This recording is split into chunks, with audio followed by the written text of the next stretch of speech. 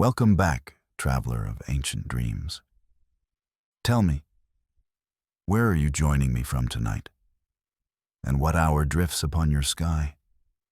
Here, in the heart of Egypt, time feels different, as if each second were a heartbeat echoing from centuries past. Our story continues beneath a sky of gold and dust, where the winds carry both hope and warning. New faces will rise, and the old shadows will stir again. Take a deep breath and listen, for the Nile still murmurs her secrets, and destiny has not yet finished her tale. The decree came suddenly, a great festival to honor Amun, god of hidden things. The priests proclaimed it with voices like honey, declaring that Pharaoh himself would attend, that offerings would pour like rivers, that Egypt would bow in joy. Yet beneath their words, I felt the edge of steel. It was not a festival. It was a stage, and I was the centerpiece. The palace hummed with preparation.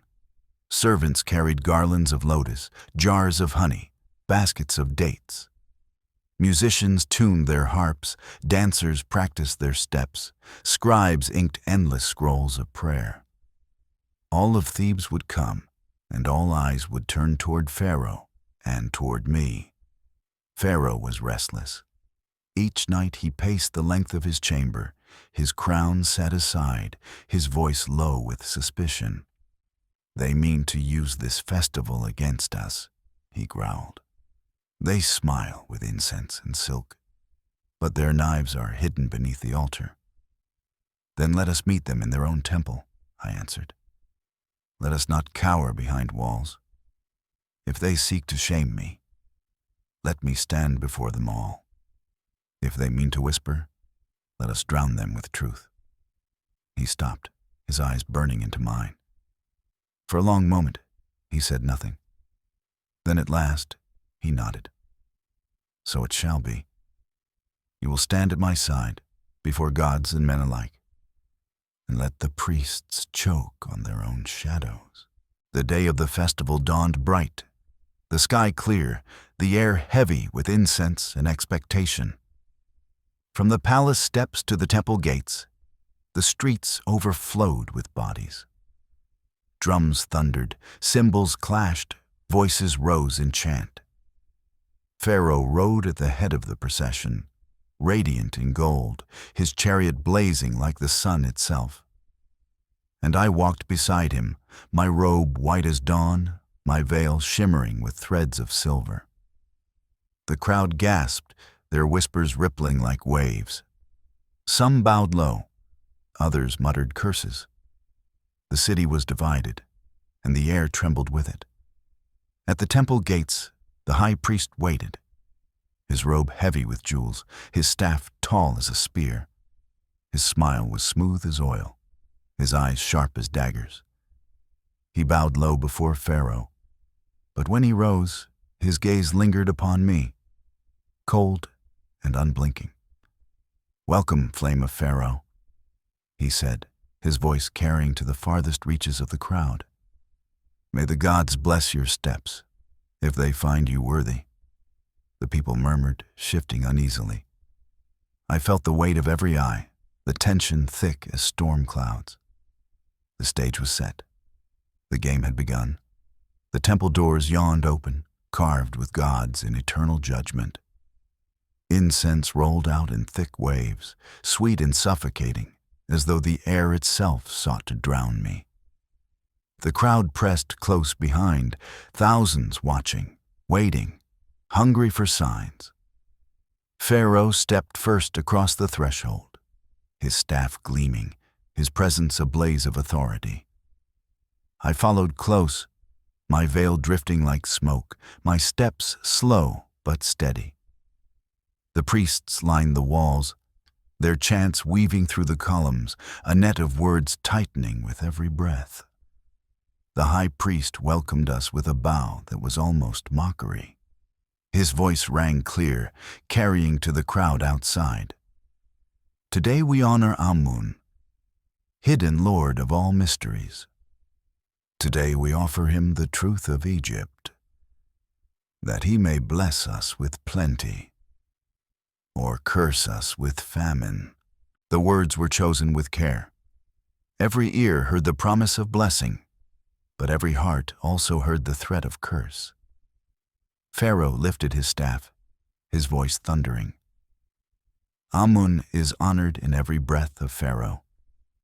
Egypt stands strong because Pharaoh stands strong. And he pointed to me, his voice sharp as steel, stands in Pharaoh's light, chosen and proven. Let no man call her cursed. A murmur rippled through the hall. Some bowed, others hesitated. The priests did not flinch. The high priest raised his staff, his smile thin. Then let the gods themselves speak. If she is chosen, let her prove it. Before the altar, before all Egypt, the crowd gasped. The words echoed like thunder, prove it. Pharaoh's eyes flashed with fury, but before he could speak, I stepped forward. My voice was steady, though my heart thundered. If the gods demand proof, then I will not fear to give it. What trial do you call for, high priest? He studied me, his gaze gleaming with hidden triumph. Slowly, he turned to the crowd, his voice ringing with false reverence. Let her pour the libation upon the altar of Amun.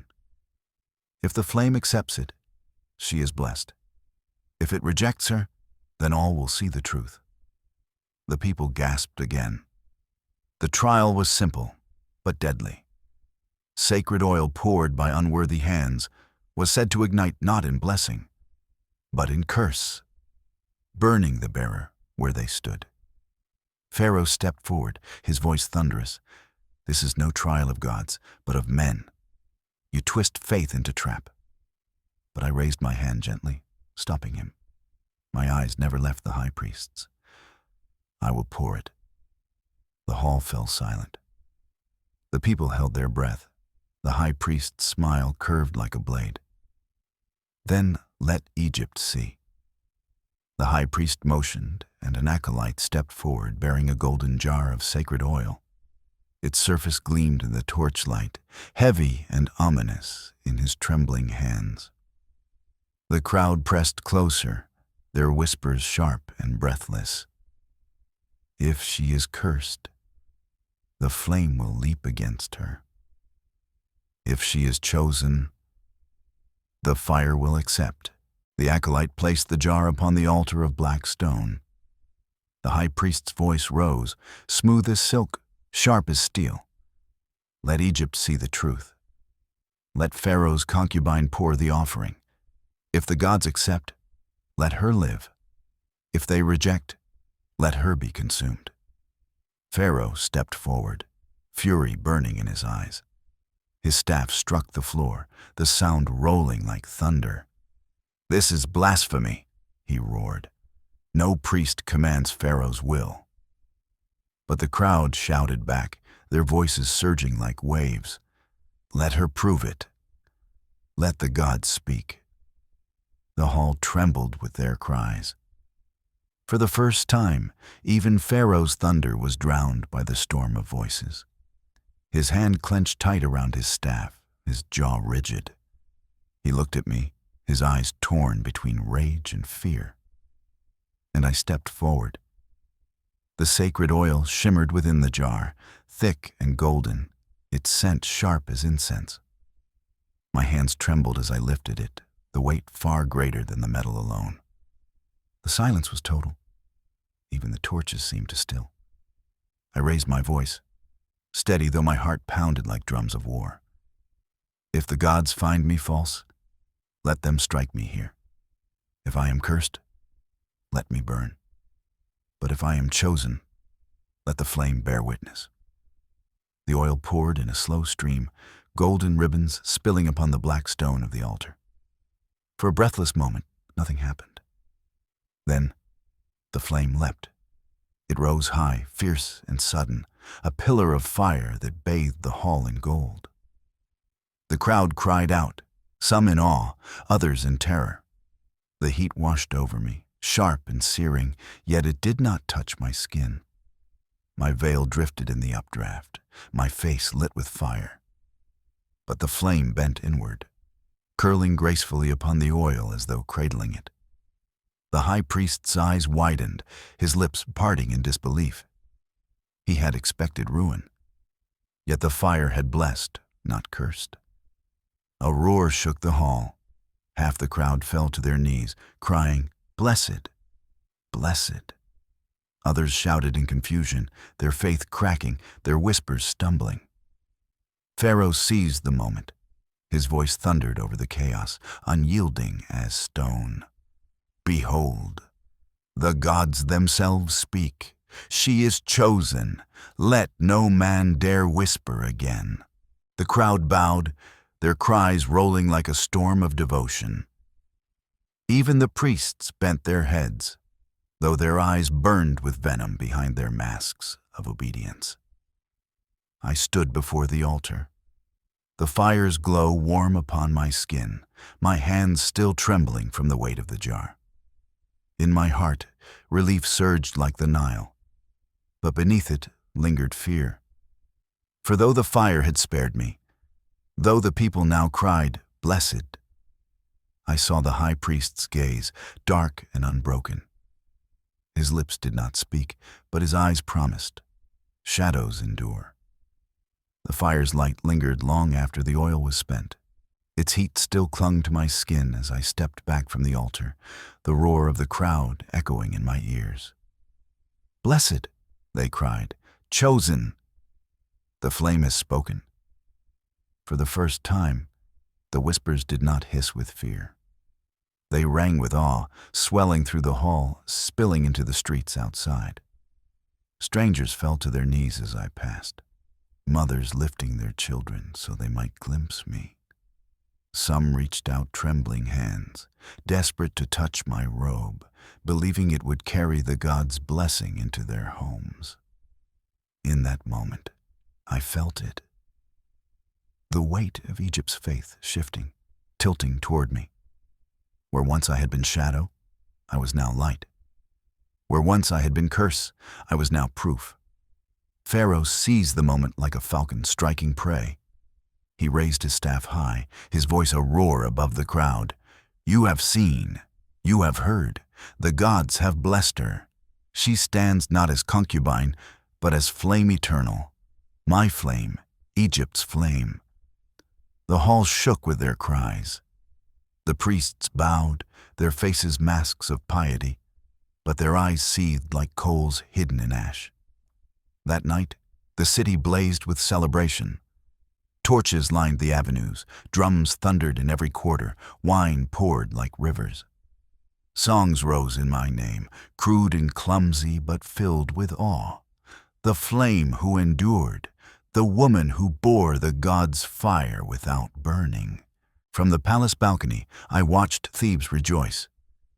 Pharaoh stood beside me, his hand upon mine, his voice low with triumph. Tonight, Egypt belongs to us.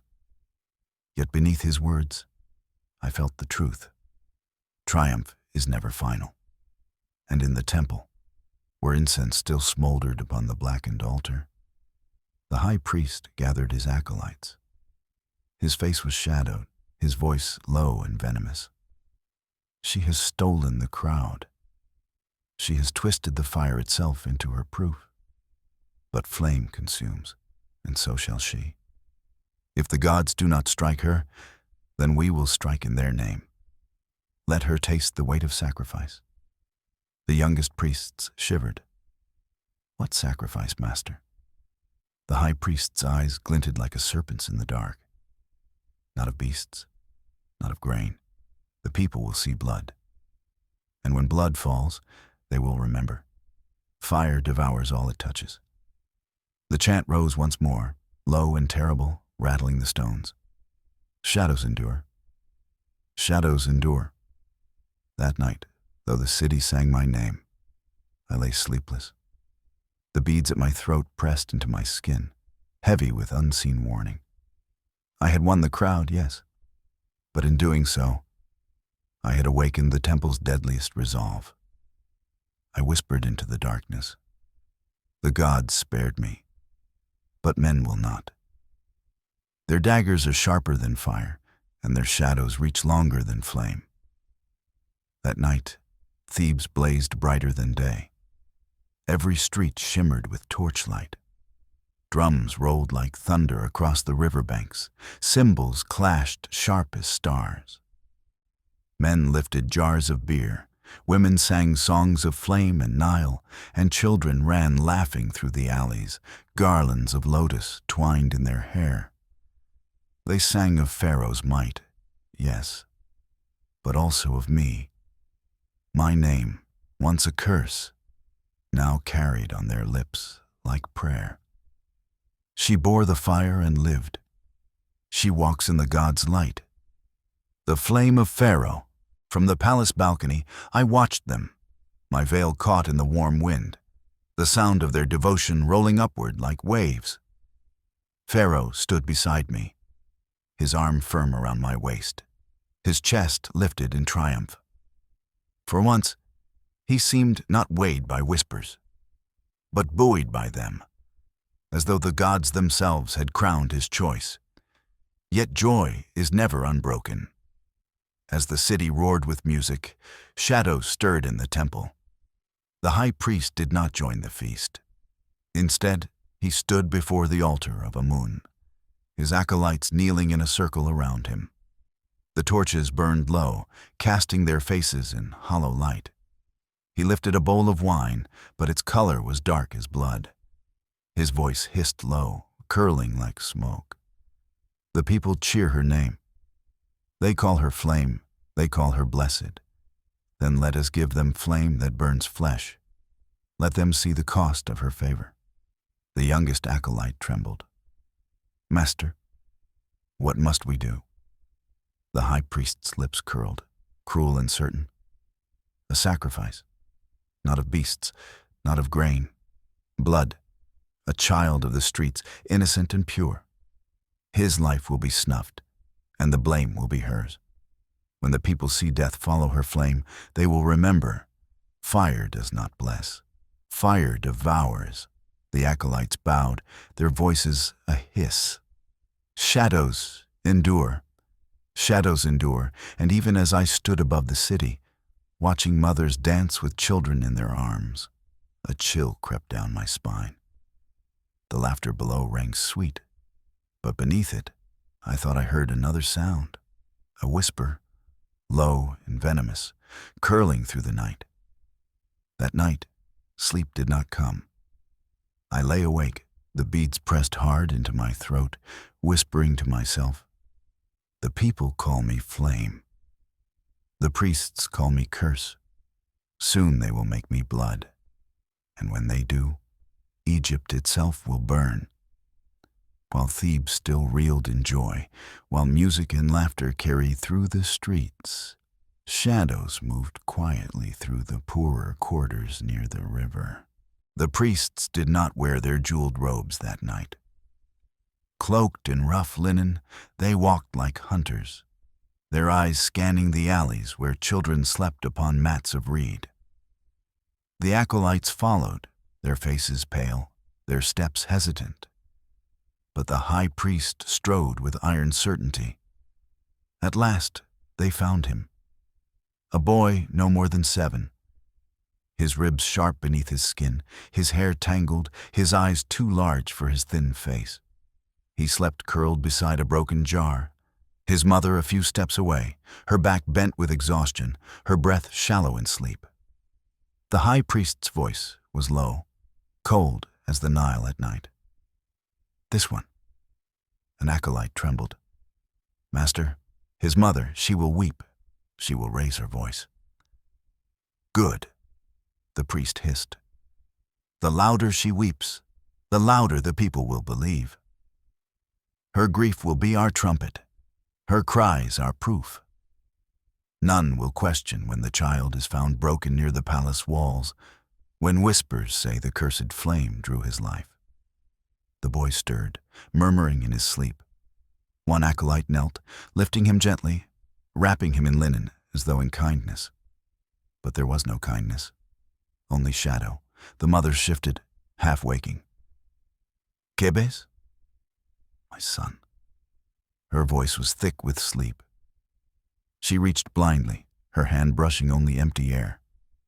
The high priest motioned, and a hand pressed herbs to her lips. She slumped into silence, her breath steady but false, stolen by the weight of dreams, not her own. The boy was carried away, his small body limp in the arms of the acolytes. The mother slept on, unaware until dawn would come, and her grief would tear the heavens. In the palace, I knew nothing. I stood upon the balcony still, the songs of the city flowing around me like a river of devotion. Pharaoh spoke of strength, of victory, his voice lifted by triumph.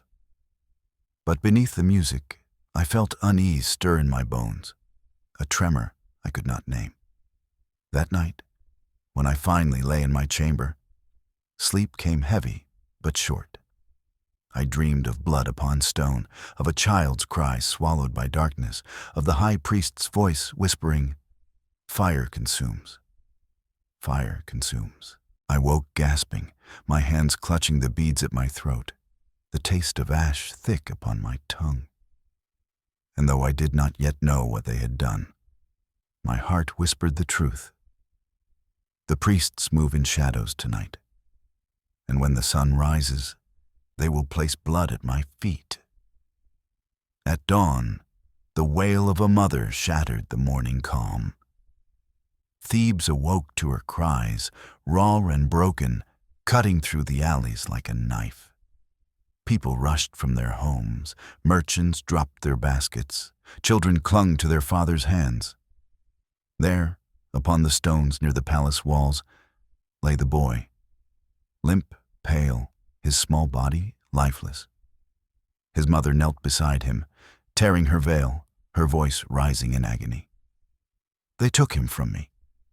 They stole my child. The gods curse her. The cursed one brings death. The crowd swelled, drawn by grief, by fury, by fear. Whispers surged like waves breaking against stone. It is her shadow. She walked with fire, now blood follows. The gods are showing us the truth. Priests appeared then, their timing perfect, their robes white as innocence. They knelt beside the body, chanting loudly, their voices filling the square. Great Amun, witness this sacrifice. The flame of Pharaoh brings ruin upon the innocent. Let Egypt see, let Egypt know. The crowd roared, their fear turning to fury. Men shook their fists, women wept into their veils, children stared with wide, terrified eyes. Stones clattered against the palace walls, guards closed ranks, their shields raised, their eyes grim. From the balcony, Pharaoh and I appeared. His face was thunder, mine pale as linen. The crowd turned, their cries rising higher. Cast her out. She is cursed. Blood for blood. Pharaoh raised his staff, his voice booming, but even his thunder struggled to break the storm. Silence. Do you dare accuse Pharaoh's chosen? But the mother's grief drowned his roar. She lifted her son's lifeless body high, her voice tearing the air. Look, look what her flame has done. My child is dead, and the gods demand justice. The crowd surged, pressing against the guards, their fury raw, unstoppable. I stood frozen, the beads at my throat burning against my skin. My heart thundered, my breath caught. The child's face seared itself into my vision, his small body a weapon sharper than any dagger.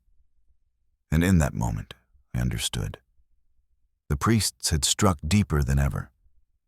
Not with whispers, not with omens, but with blood. That night, as the city seethed and Pharaoh raged within the palace, I lay awake, trembling. I pressed the beads into my palms until pain steadied me, whispering into the darkness. They have given the people a martyr, and a martyr's cry is louder than any flame. The palace gates shut against the fury of the crowd, the iron doors shaking as fists and stones battered them. Guards lined the walls, their spears braced, their eyes grim. Outside, the people roared for blood. Inside, silence weighed heavier than gold. Pharaoh paced the throne room like a lion caged. His crown lay discarded, his staff clenched so tightly in his fist the wood threatened to splinter. "They dare," he growled, his voice low and dangerous. "They dare accuse Pharaoh's chosen. They dare spit on Pharaoh's will." I knelt upon the cold floor, my head bowed, my hands trembling against the beads at my throat. My voice was barely a whisper. The priests planted this. They stole the child. They spilled his blood to paint me cursed. Pharaoh turned, his eyes blazing. "Do you think I do not see it? Do you think I am blind? Their trap is clear. But the people?" His voice broke into a growl. "The people do not care for truth. They care for blood." He strode toward me, his shadow falling long across the floor. His hand gripped my arm, strong enough to bruise. His eyes searched mine, burning, desperate.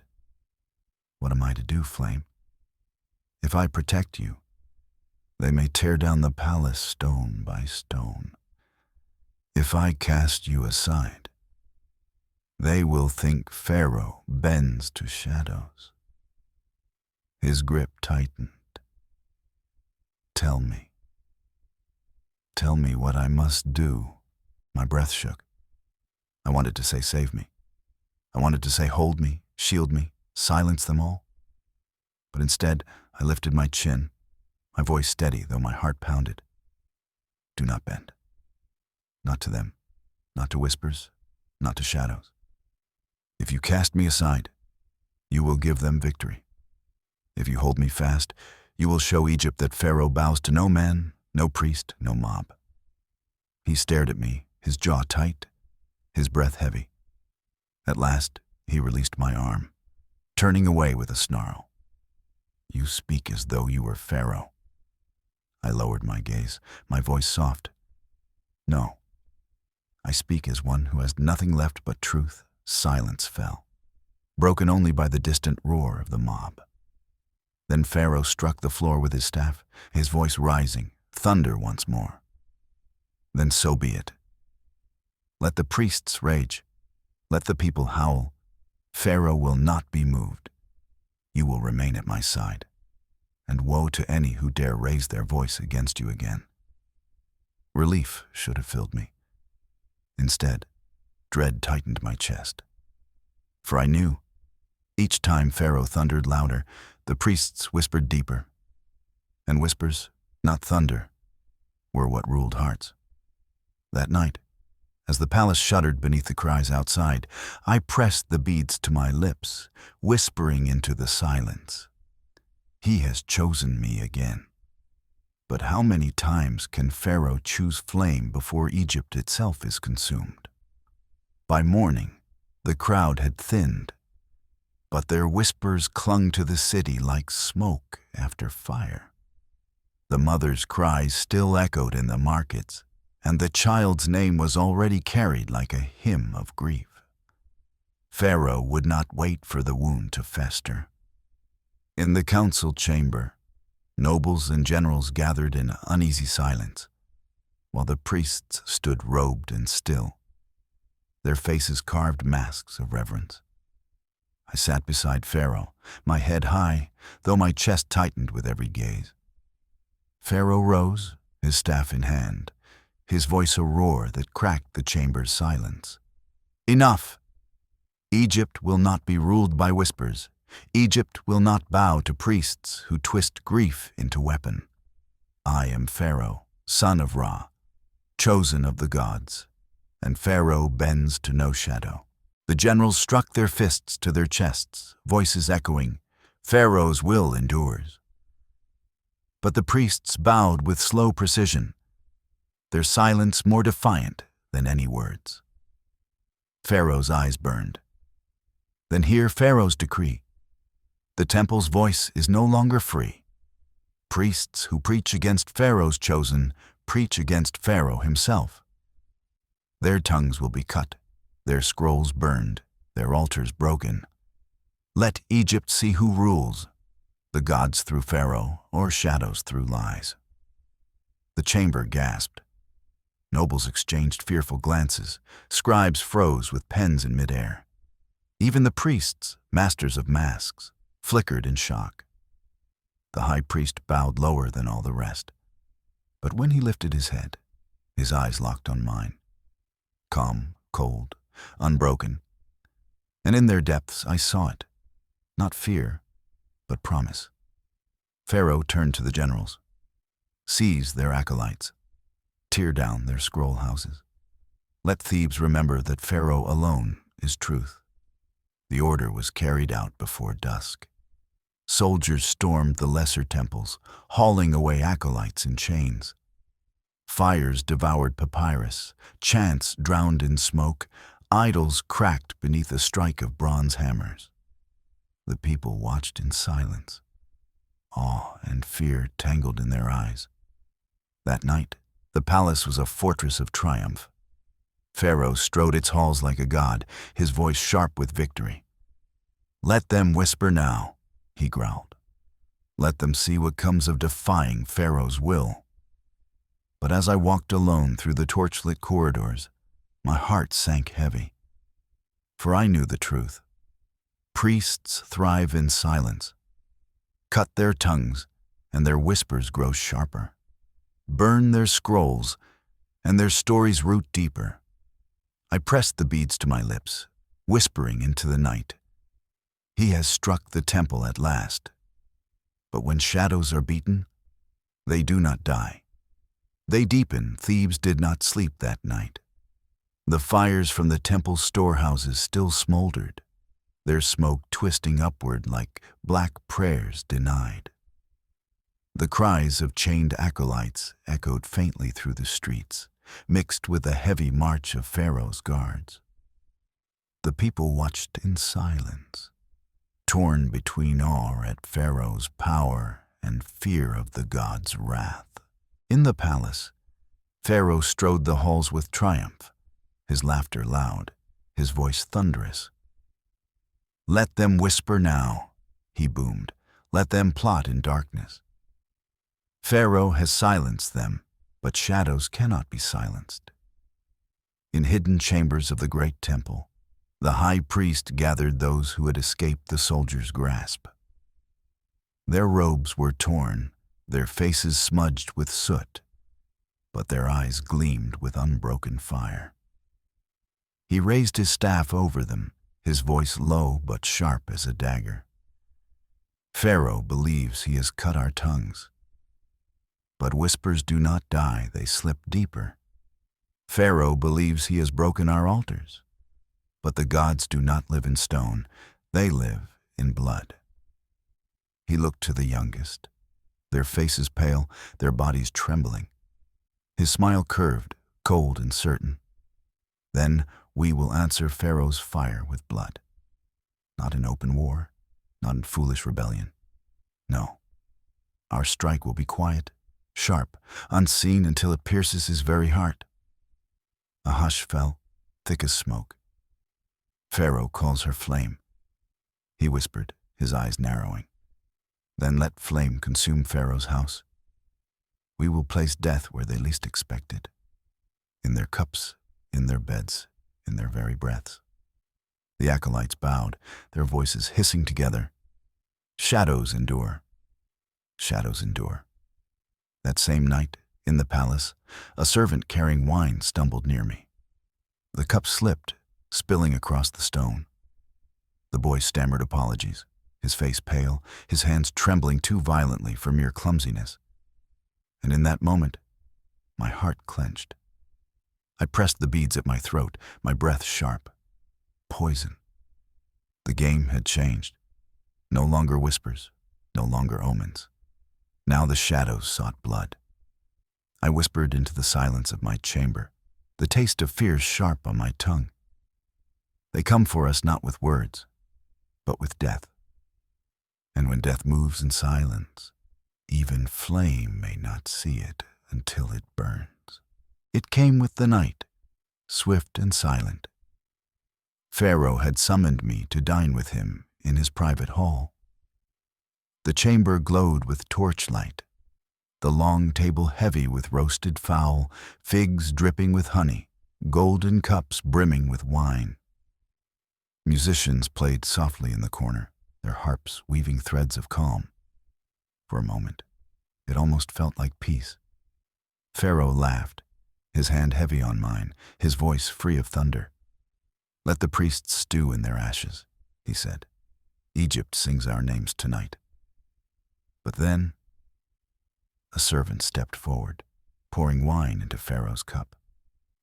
The scent was sweet, rich, cloying, too sweet. Something in me froze. The beads at my throat burned hot. My skin prickled as though the gods themselves whispered warning. I caught the servant's eyes, a flicker of fear, too quick, too sharp. Without thought, I struck the cup from Pharaoh's hand. The wine spilled across the stone floor, dark as blood. The hall fell silent. The musicians stilled. Pharaoh's gaze snapped to me, thunder gathering in his eyes. "What is this?" I lifted the cup, my hand trembling. "Taste it not, my lord." The shadows have moved from whispers to poison. Pharaoh gestured sharply. Guards seized the servant, dragging him forward. The boy wept, shaking, his words tumbling. "They made me. The priests. They said my family would burn if I did not obey.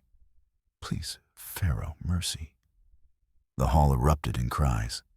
Nobles gasped, guards cursed, servants dropped to their knees. Pharaoh's fury cracked like storm. His voice shook the chamber. "Traitor, the temple dares put death in Pharaoh's cup." He struck the floor with his staff, his eyes blazing. "Then Pharaoh will show them what death is." The servant begged, sobbing. But Pharaoh's wrath was iron. He was dragged from the hall, his cries echoing down the corridor until silence swallowed them whole. Pharaoh turned to me, his breath heavy, his hand gripping mine so tightly it hurt. "You saved me. Again the shadows strike, and again you endure. But how long can even flame outlast the night?" I bowed my head, though my heart pounded with dread. "As long as it takes, my lord. For shadows fear flame, even when they strike from behind." Yet that night, as I lay awake, I knew the truth. The priests had crossed the final boundary. No longer content with whispers, they hunted our lives. And death, once loosed, does not rest until it has fed. The morning after the poisoned cup, the palace shook with Pharaoh's fury. He summoned the council at dawn. Nobles, generals, and priests gathered beneath the high roof of the throne room, their faces pale with dread. The serpent crown gleamed upon Pharaoh's brow, but his eyes burned with fire, darker than any crown could hold. He did not sit upon the throne.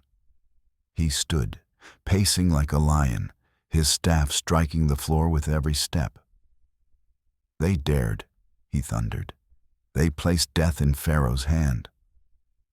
They would see Egypt without its sun. Then let Egypt see how shadows burn when the sun rises in wrath." The generals bowed low, their armor clattering. "Command us, Pharaoh." "The army awaits." Pharaoh's voice cracked the hall like storm. "Seal the temples. Let no priest walk free. Tear their sanctuary stone by stone. Their gods are Pharaoh's gods no longer. Let them kneel or let them burn." The nobles gasped. Scribes dropped their pens. Even the bravest faltered. To strike the priests so openly, to strip the gods' houses, it was a step no pharaoh had dared in living memory. The high priest alone bowed with perfect calm, his lips forming words of obedience. But his eyes never moved from mine. cold and sharp as a blade, pressed to the skin. The order was carried out by nightfall. Soldiers stormed the temples, torches blazing, bronze crashing against sacred stone. Idols toppled, their faces shattering upon the ground. Priests were dragged through the streets in chains, their chants swallowed by the roar of the crowd. Fires licked high into the sky, their glow staining the Nile red with reflected flame. The people watched in silence, some with awe, some with terror, some with grief. Egypt's heart cracked, torn between Pharaoh's thunder and the god's silence. From the balcony, I watched the flames devour the horizon. The smoke curled upward, thick and black, a bitter perfume of vengeance. Pharaoh stood beside me, his face alight with triumph. His hand seized mine, his voice fierce. Now let them whisper. Let them plot. I have crushed their altars, I have broken their power. You are safe now, my flame. Egypt is ours, I bowed my head. But my chest ached. For I knew shadows do not burn with stone, nor die with idols. The priests were not gone. They had only sunk deeper, darker. That night, I pressed the beads so hard against my lips, they left marks upon my skin, whispering to the silence. He has burned their temples, but fire cannot kill shadows. And in ashes, shadows grow strongest. Thebes no longer smelled of lotus and incense. It smelled of smoke. The great temples stood blackened, their walls cracked. Their idols toppled. The chants of priests were gone, replaced by the tramp of soldiers' boots and the hiss of torches guttering in the wind. Pharaoh called it victory. He walked the palace halls with fire in his eyes, declaring Egypt freed from the grip of shadows. No priest rules Pharaoh's will, he thundered. The gods have spoken through fire. Pharaoh alone is their voice. But outside the palace walls, the city murmured a different song. Some bowed deeper than before, their fear of Pharaoh heavy in their bones. Others whispered in secret, their prayers muttered not in temples, but in the dark corners of their homes. And some wept openly, mourning their gods, mourning the silence where chants once rose. I walked among them one evening, veiled, hidden, the beads cool against my throat. I saw the cracks Pharaoh did not see. A woman pressing bread against a shattered idol, weeping as though it were her child. A man kneeling before the ruins, whispering prayers into the dust. Children gathering fragments of stone as though they were treasures. Faith does not die in fire. It hides. It burrows deep. And in that silence, I felt it. The shadows had not been destroyed. They had been sharpened. That night, as I returned to the palace, a hush lingered in the corridors. Servants moved with unease, their eyes darting, their whispers clipped. Even the guards shifted restlessly, their spears clutched tighter. Pharaoh dismissed it with a wave. Fear lingers after thunder. It will fade, but I knew better. Silence is not peace. Silence is waiting. And in the heart of that silence, the priests gathered. Not in their temples, not as their halls, but in the catacombs beneath Thebes, where the bones of kings lay and the air reeked of earth and dust. There, by the light of a single torch, the high priest raised a shard of broken idol. His voice was low, steady, terrible. Pharaoh has burned our temples, but the gods do not live in stone. The gods live in shadows, and shadows endure. The acolytes bowed, their whispers swelling like a tide. And far above, in the palace chambers, I woke with a shudder, the beads hot against my throat, a whisper curling in my mind like smoke. They are not broken. They are waiting. And when they rise, they will not strike with whispers. They will strike with blood. It began with dreams. Women woke weeping, their voices trembling as they swore they had seen Amun in the night. His face veiled in smoke, his hand raised in warning. Merchants told of hearing chants in empty streets, voices echoing though no priests were there. Children cried out of shadows that clung too long, too deep, whispering promises only they could hear. At first, Pharaoh dismissed it with laughter. "Dreams are nothing," he said, drinking deep from his golden cup. "Shadows are nothing. I have burned them." But the dream spread. A farmer swore his crops had withered overnight, though the Nile's waters had not failed. A mason found his child pale and lifeless at dawn. No wound upon him, only the faint trace of ash upon his lips. In the markets, whispers grew louder. The gods are angry. The curse spreads. The flame is false. And then came the signs written in blood. One morning, the palace gates were found streaked with crimson handprints, no guards having seen who placed them. On the walls of the harem, a single word appeared, scrawled in dark red: "Consume." Pharaoh roared with fury, his staff cracking the marble floor. "Cowards! Let them come into the light if they dare. I will crush them again and again." But rage did not silence the people's fear. Fear fed it. Fear sharpened it. I felt it each time I walked the corridors, the servants' eyes darting away, the guards' hands tightening on their spears. I heard it in the market when I passed veiled, the mutters that followed my steps. She is flame, yes, but flame consumes. First temples, now us, and in the catacombs beneath the city, the priests wove the fear tighter, whisper by whisper, dream by dream. One acolyte returned from the surface, his eyes wild with triumph. "They believe, Master. They see omens in every shadow, every flame. Soon they will call for her blood without our tongues at all."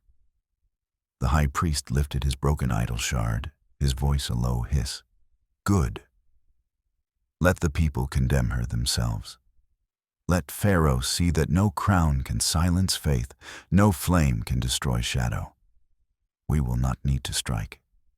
Egypt will strike for us that night." I woke again with a start, the beads at my throat burning hot. Outside my window, the torches guttered though no wind stirred.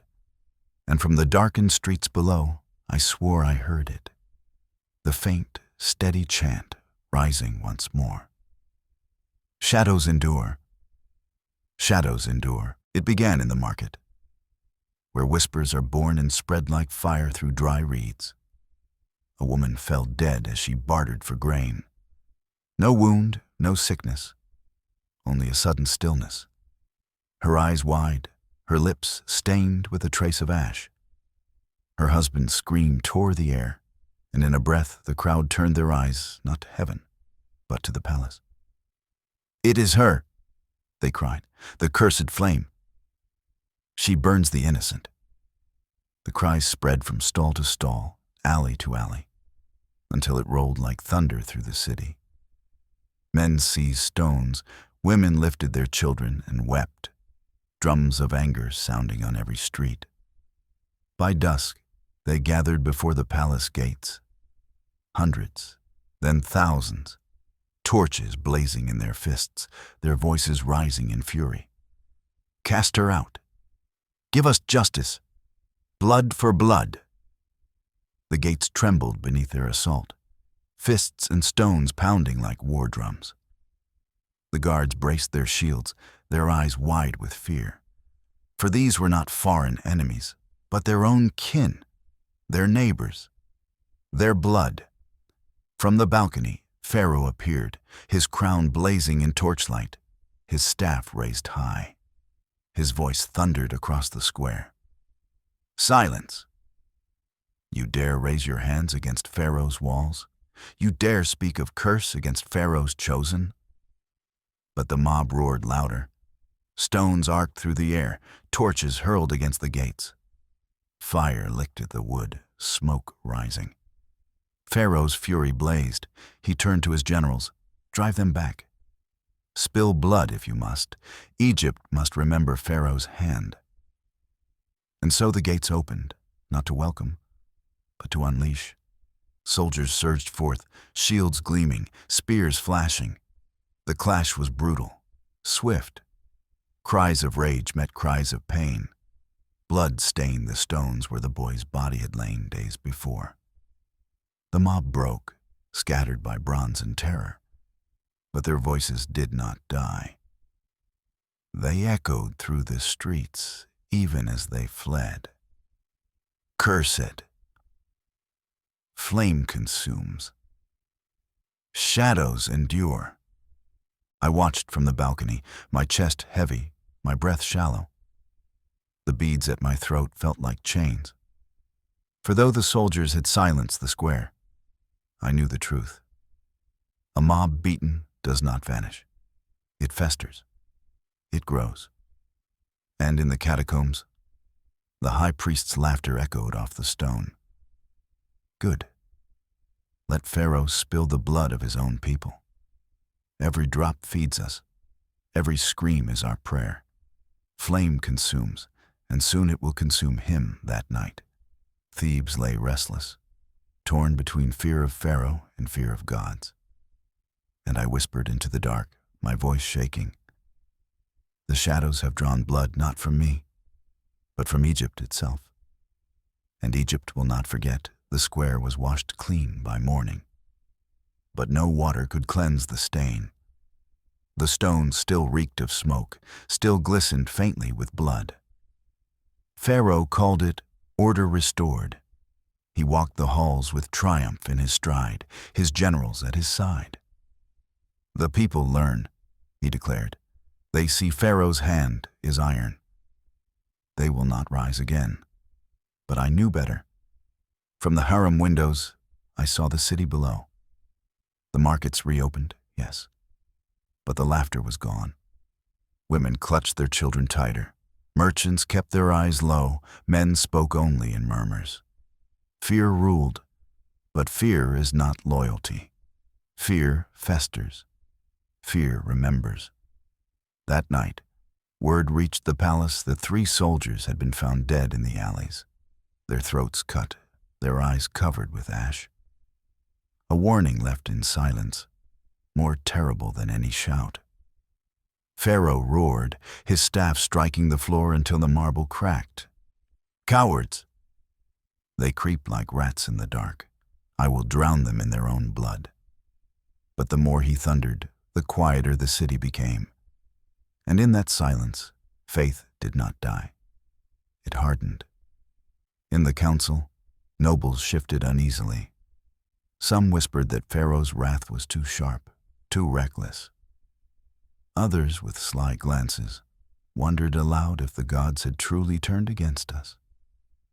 And in the harem, whispers slithered between silk veils. The women, once bold in envy, now trembled in secret, fearing that the curse they mocked would drag them into its shadow. I felt it most keenly at night, when the palace seemed too still, the torches guttering as though smothered by unseen hands. The beads at my throat burned, a weight I could no longer carry lightly. I whispered into the silence. Every stone thrown, every drop of blood spilled, is another thread in the priest's web. Pharaoh calls it victory, but it is only fire feeding shadow. And when shadow drinks enough, it will rise, not in whispers, but in storm. Far below, in the catacombs, the high priest listened to the cries of widows in the city above. His eyes closed, his lips curved in cold triumph. Let Pharaoh slaughter his people, he murmured. Every life he takes is an offering to us. Soon Egypt herself will beg for our return. It began quietly, as all shadows do. One morning, word spread through the markets. In a ruined shrine outside the city walls, A spring had burst forth from the cracked stone floor. The water ran clear and sweet, though no rain had fallen, though the Nile lay far away. They said the high priest himself had blessed it in secret before Pharaoh's soldiers shattered the temple. They said the gods had answered with life where Pharaoh had given only fire. By midday, hundreds gathered at the ruined shrine. By nightfall, thousands. Women carried jars to fill, men pressed forward to bathe their foreheads, children splashed in the shallow pools. "Look," they cried, "the gods return. The shadows bless us." When I heard, I went veiled to the place myself. I pushed through the throng, the air thick with incense that burned, though no braziers stood nearby. And there it was, water trickling from the stone, glistening as though kissed by moonlight. The crowd fell silent when I appeared. Some bowed, others hissed. Their eyes flickered with fear and hope, torn between me and the spring. I knelt, pressing my fingers to the water.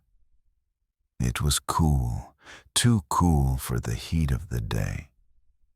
I tasted it, and the truth chilled me deeper than the spring itself. It was not miracle. It was craft. The water bore the faint taste of herbs, of ritual, of shadow. A hidden channel dug, a trick of earth and smoke. Not the gods, the priests. The people, though, saw only wonder. They fell to their knees, weeping, chanting the names of gods Pharaoh had tried to silence. Their cries rose into the night, a wave of faith reborn. When Pharaoh heard, his fury was boundless. He struck the throne with his staff, his voice shattering the hall. Trickery, deceit, they crawl from their holes and mock Pharaoh with false miracles. I will drown that spring in fire. But I caught his arm, my voice urgent. No, my lord. If you burn it, they will say Pharaoh burns the gods' blessing. If you strike, you will only make their lie stronger. You cannot fight faith with fire. His jaw clenched, his breath heavy. Then what? Shall Pharaoh do nothing while shadows steal his people? I lowered my gaze, whispering, not nothing. But we must fight shadow with light, not fire. To burn is to feed them, to endure is to starve them. He turned from me, his silence heavy, his fury trembling through every line of his body. That night, I lay awake, the chants from the shrine still echoing in my ears. I pressed the beads to my throat, whispering into the dark. They weave miracles from earth and lies. And the people believe. For faith sees only what it longs for. How long can flame endure when shadow learns to shine like light? The spring became a river of unrest.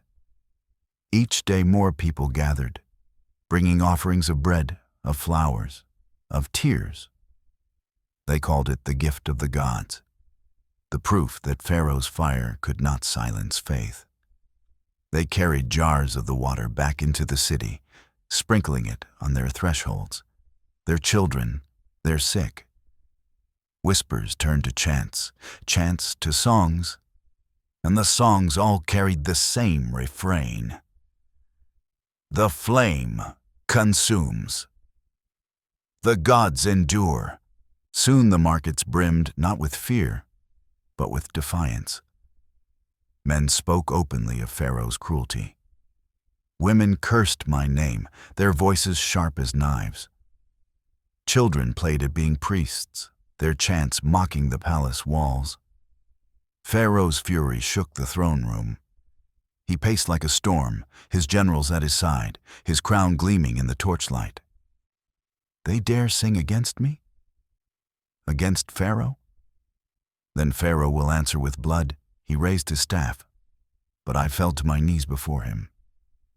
No, my lord. Blood will only feed them.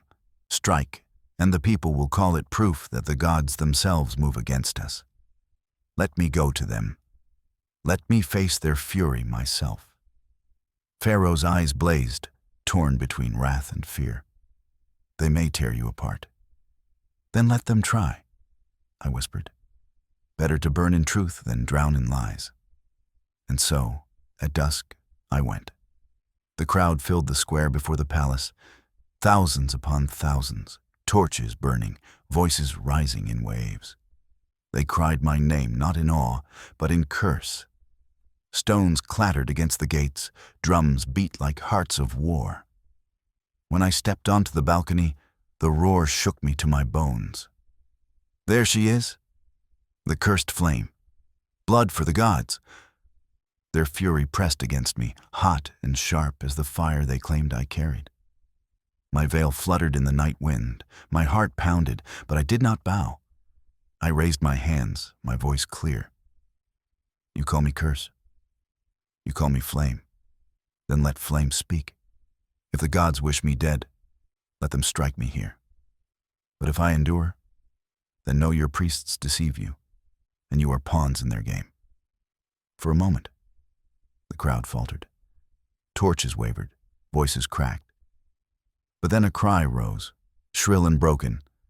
A body was thrust forward, a man's child limp in his arms, his lips pale, his chest still.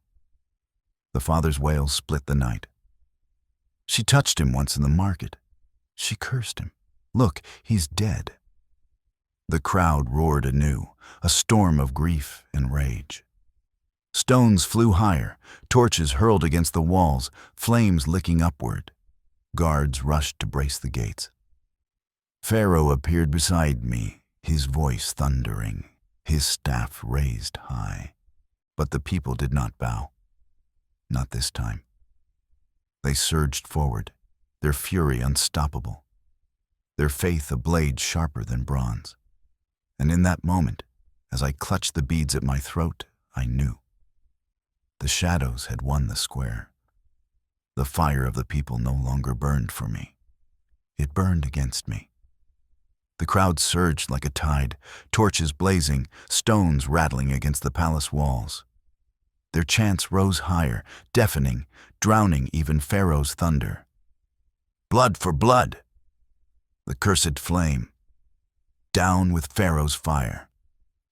The gates shuddered beneath their fists. Spears bristled above the walls, shields locked, but the soldiers' eyes betrayed their fear. For these were no foreign invaders. These were their brothers, their mothers, their kin. Pharaoh roared beside me, his staff raised, his voice a storm. Traitors, you dare strike Pharaoh's house? Then die beneath Pharaoh's hand. He turned to the generals. Release the archers. Let the streets drink their blood. The command struck me like a dagger. No, I cried, clutching his arm. If you slaughter them, you will give the priests what they crave. They want Egypt to bleed. Do not spill it for them. But his eyes blazed, his breath hot with fury. Would you have Pharaoh cower while his gates burn?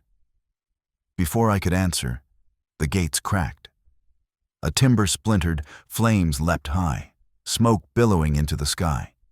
The mob roared, pressing forward, and then they broke through. The square became chaos. Men and women flooded the courtyard, torches swinging, stones clattering, soldiers clashed with their own people, bronze against flesh, cries of pain tearing the night. And in the midst of it, I was seen. There, the cursed flame, hands seized at my veil, torches thrust toward me. A stone struck my shoulder, another grazed my cheek. I stumbled, the beads at my throat burning as if alive. Guards closed around me, shields raised, their voices urgent. Back!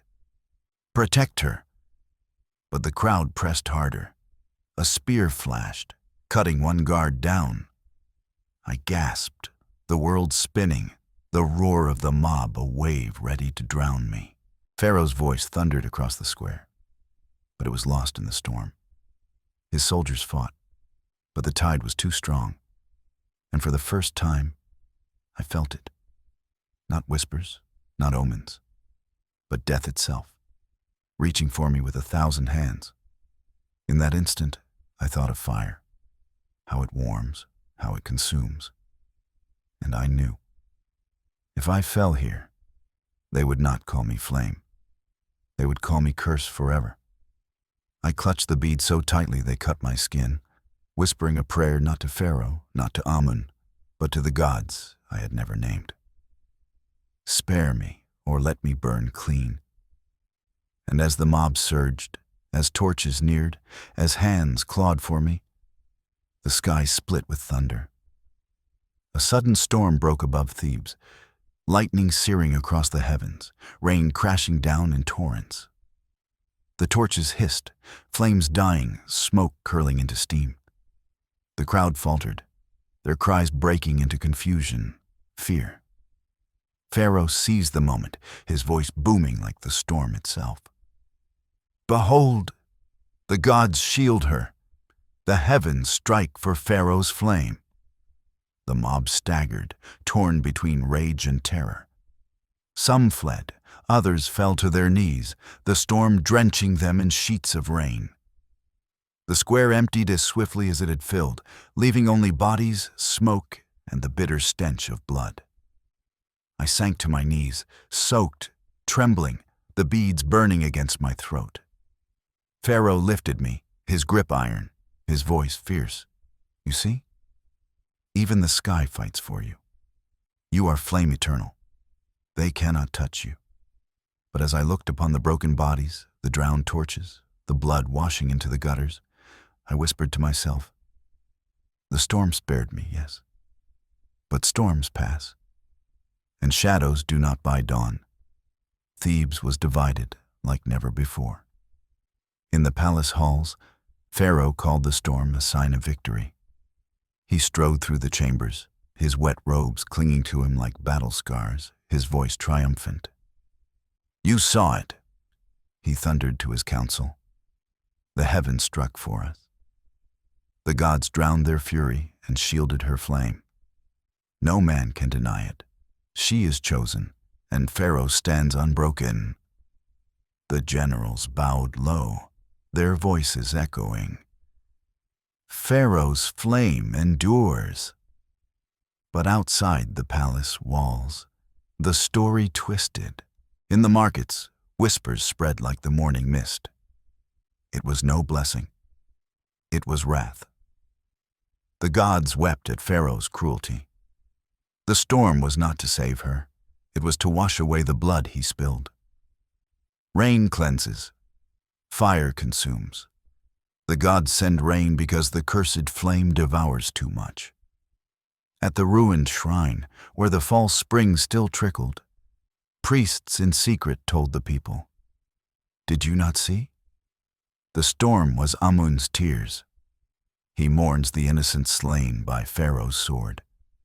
He mourns the blood spilled for her sake. The crowd bowed, some weeping, some raging, their faith braided tighter around grief. And in the catacombs, the high priest raised his shard of broken idol, his smile sharp as a knife. Good. Let Pharaoh call it blessing. Let the people call it wrath. Either way, the storm feeds us. For now they no longer whisper in fear, they shout in anger. And anger is the root of revolt that night. The palace was quieter than the grave. Servants moved with haunted eyes, guards shifted uneasily at their posts. Even Pharaoh's laughter sounded forced, brittle, cracking beneath the weight of doubt. I walked the silent corridors alone, the beads cold against my throat. My reflection flickered in the polished stone walls, pale and thin, my eyes hollow. I whispered to myself, the storm saved me. But storms do not take sides. They come, they pass, and they leave ruin behind. Pharaoh calls it proof, the priests call it wrath. But my voice trembled, I call it warning. For 7 days after the storm, Thebes was not silent. It was a battlefield, not of swords and shields, but of tongues.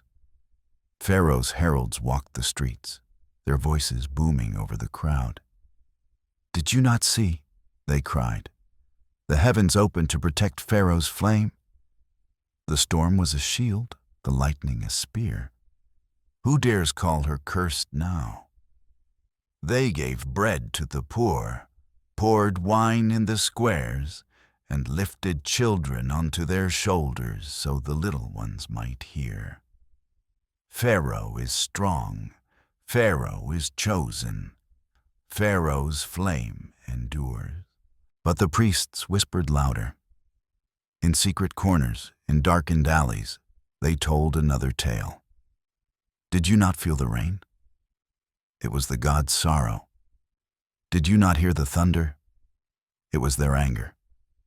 The cursed flame brings only death, and the storm came to wash Egypt clean. They showed the people the false spring again, letting them drink, letting them kneel, their voices weaving grief into devotion. And the people split. Some bowed deeper than ever when Pharaoh passed, chanting his name until their throats bled. Others turned away, spitting on the ground, muttering curses under their breath. And some wavered in silence, their eyes shifting like reeds in the wind, unsure which way the storm would blow. Even in the palace, the division seeped like poison. Some nobles clung fiercely to Pharaoh's side, praising the storm as miracle. Others whispered in corners, their loyalty cracked, their eyes darting when they thought themselves unseen. Pharaoh raged at every report of disloyalty, his voice thunder, his staff striking the floor until the stones groaned. They dared doubt me after the gods themselves showed their hand. Then let them drown in their doubt. But his fury only deepened the cracks. And I felt it everywhere. When I walked veiled through the city, children pointed, mothers pulled them back, men muttered, women spat. One spat upon my feet, her voice sharp with hate. Flame devours. Curse walks, I said nothing, but her words struck deeper than stone. That night, in my chamber, the beads burned cold against my throat. I whispered into the darkness. The storm gave them two tails, and now Egypt is torn between them. Pharaoh thinks he won, the priests think they won, but I see only loss. For when words become weapons, blood is never far behind. And in the catacombs, the high priest smiled, his voice a whisper carried by the dark. Let them argue miracle or wrath. Let them tear themselves apart. For in the end, shadows need no victory, only time. It began with a whisper behind closed doors.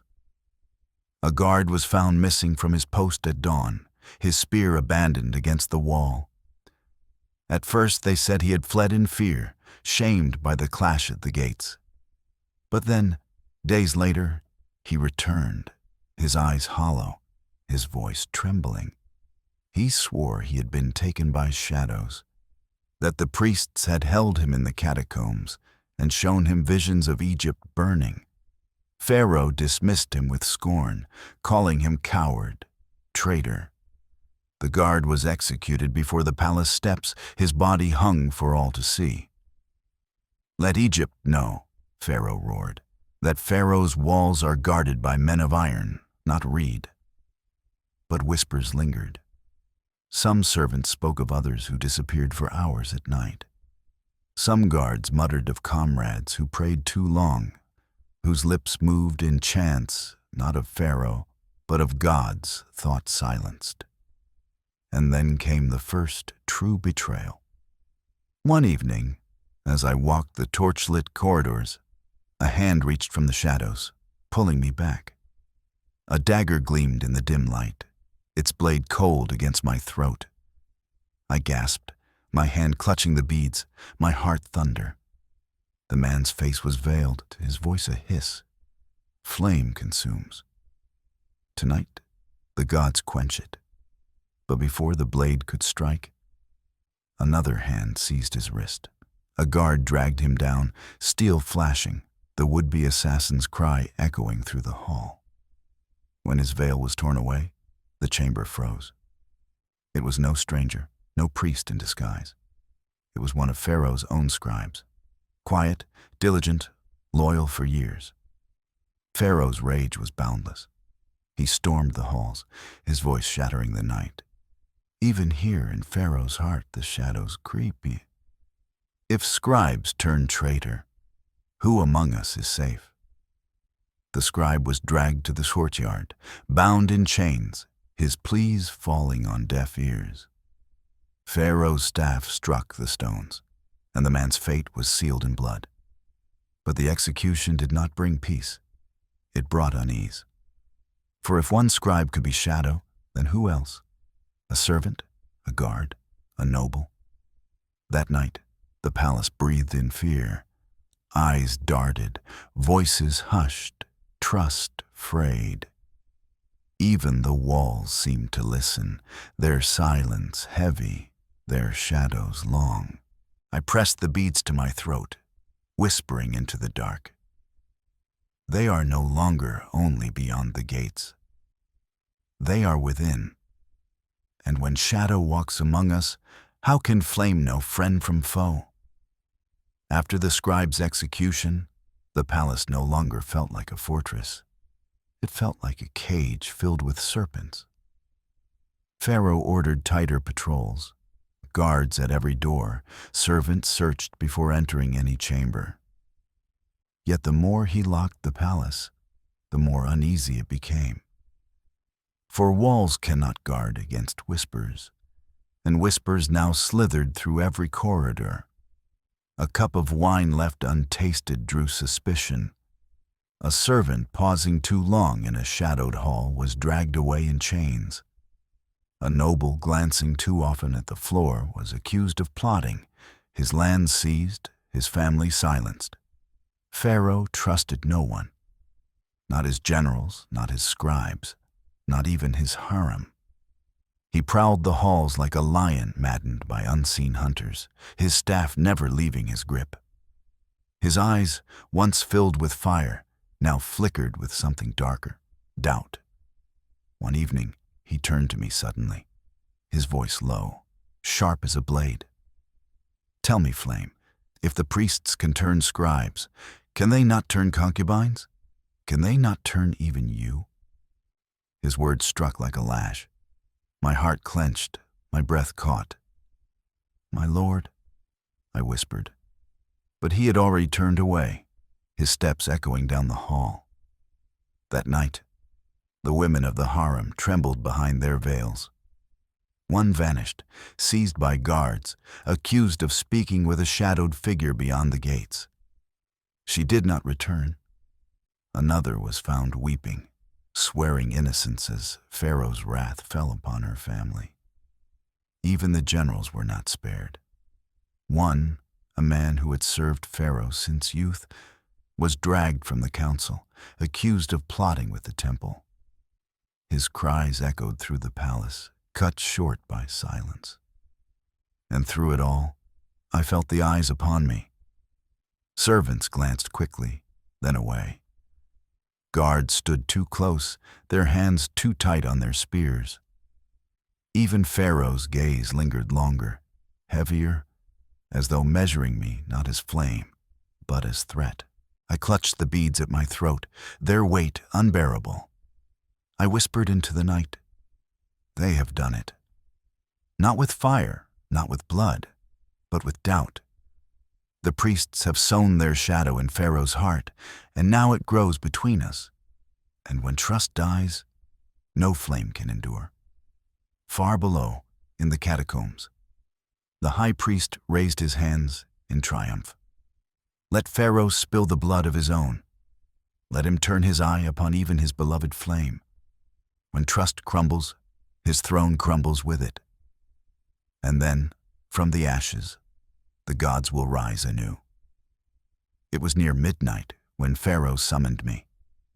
The throne room stood empty of courtiers, empty of music.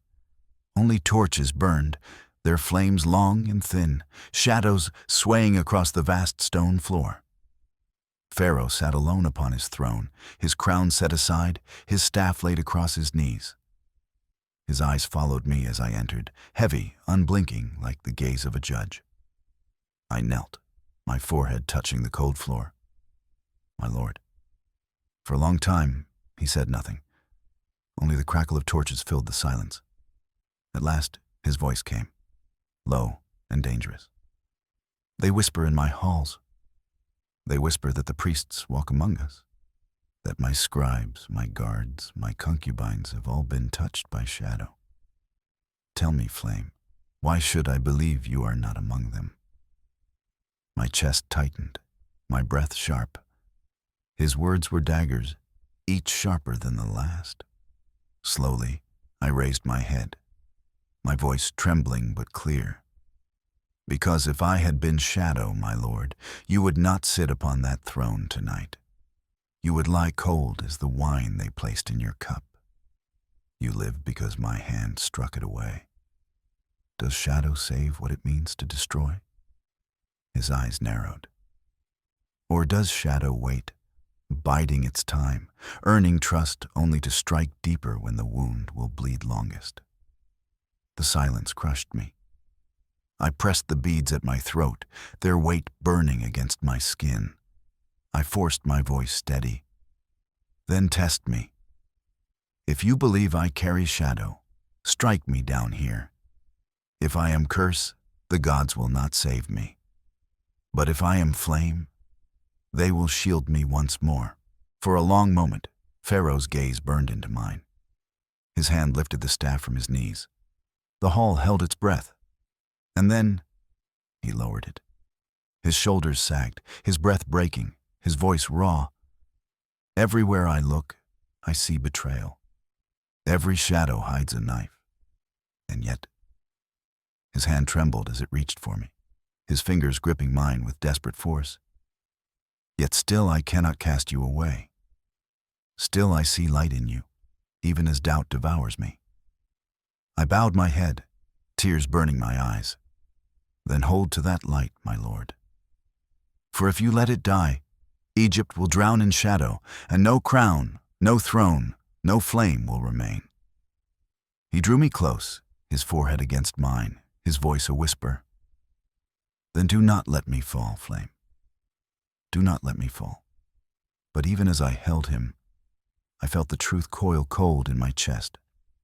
Trust once cracked is never whole again. The priests had won their greatest victory, not by killing Pharaoh, but by planting doubt between us. And in the catacombs, the high priest whispered to his acolytes, his smile cruel. The seed is planted. It will grow. Soon Pharaoh will not know light from shadow, flame from curse. And when the throne falters, we will rise. After that night, Pharaoh did not leave me. At council, I sat at his right hand. At feasts, he raised his cup only when I raised mine. At night, when shadows pressed against the walls, his hand clutched mine as though I were the last barrier between him and madness. He called me his flame not only before the court, but in whispers when no one else could hear. His voice trembled with hunger and fear both. Without you, he murmured, I see nothing but darkness. Do not leave me, or Egypt falls. But the more he bound himself to me, the more others pulled away. The nobles bowed, yes, but their eyes burned with resentment. Some muttered that Pharaoh was bewitched, enslaved by the very curse he claimed to defy. The generals grew restless, their loyalty to crown clashing with loyalty to the people. And the women of the harem hid their faces, whispering venom behind silken veils. Beyond the palace walls, the people seethed. They saw me not as savior, but as poison. Bread from Pharaoh's hand was left to rot in the streets if I had touched it. Mothers pulled their children aside when I passed, as if my shadow alone could sicken them. One afternoon, as I walked the gardens veiled, a stone struck the wall beside me. A boy's voice rang out, shrill with hate. "Cursed flame! Leave us." The guards scattered the children, but their laughter lingered, sharp and cruel. I pressed the beads to my throat, my breath shallow. Once, I had been nothing but a girl among veils. Now, even children saw me as monster. And in the council chamber, whispers grew bolder. A noble dared speak aloud what others only muttered. Pharaoh leans too heavily upon one woman. Egypt bows to her, not to him. If this continues, the throne itself will crumble. Pharaoh struck him down with his staff before the court, his voice a roar. Egypt bows to Pharaoh. She is Pharaoh's flame, and her light is Pharaoh's will.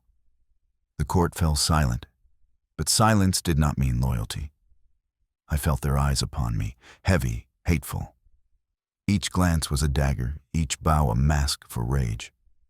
That night, when Pharaoh lay his head upon my lap, his breath finally softened by sleep, I stared into the dark, my heart hollow.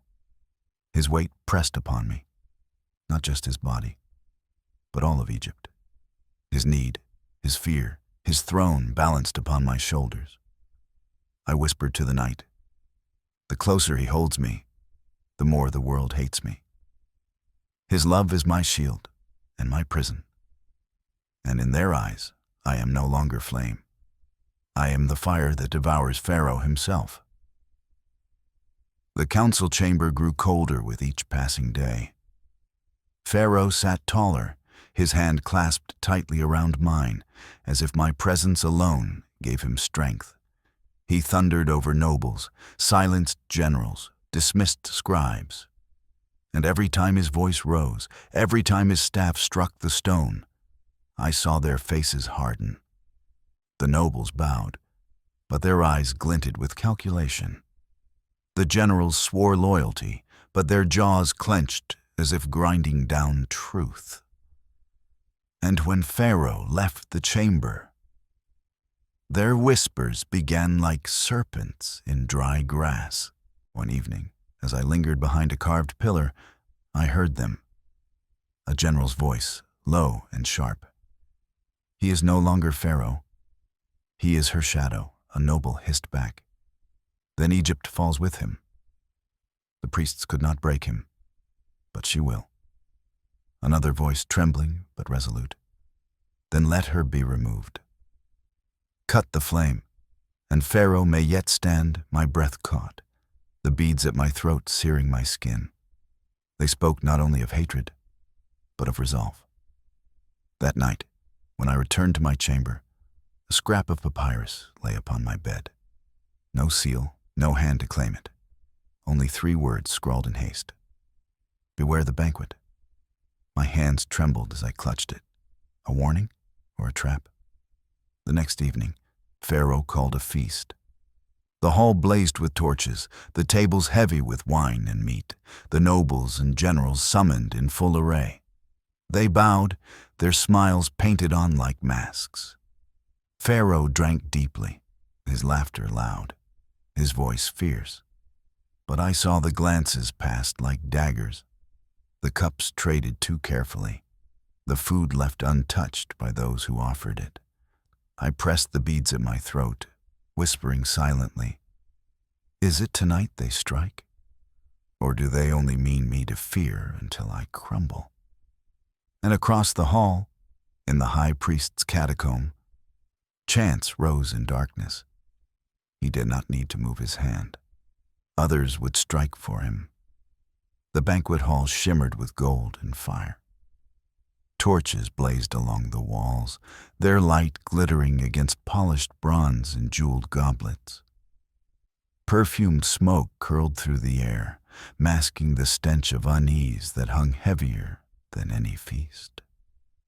Pharaoh sat at the head of the long table, his crown gleaming, his laughter sharp as thunder. He drank deeply, boasting of victories, of shadows broken, of gods who bent before him. I sat at his right hand, my veil light upon my shoulders, the beats cool against my throat.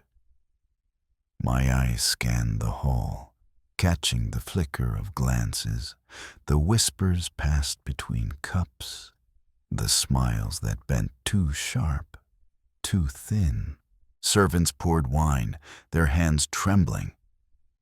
Musicians plucked their harps with fingers too swift, too eager to drown the silence beneath Pharaoh's roar. And among the nobles, a tension coiled, like hunters waiting for the perfect strike. A dish of figs glazed in honey was placed before me. Sweet, fragrant, glistening, too sweet. I reached for it slowly, my hand steady though my heart thundered. Pharaoh's gaze lingered, his pride swelling as though even this act, the flame eating at his side, was proof of his strength. But as I lifted the fig to my lips, I caught it.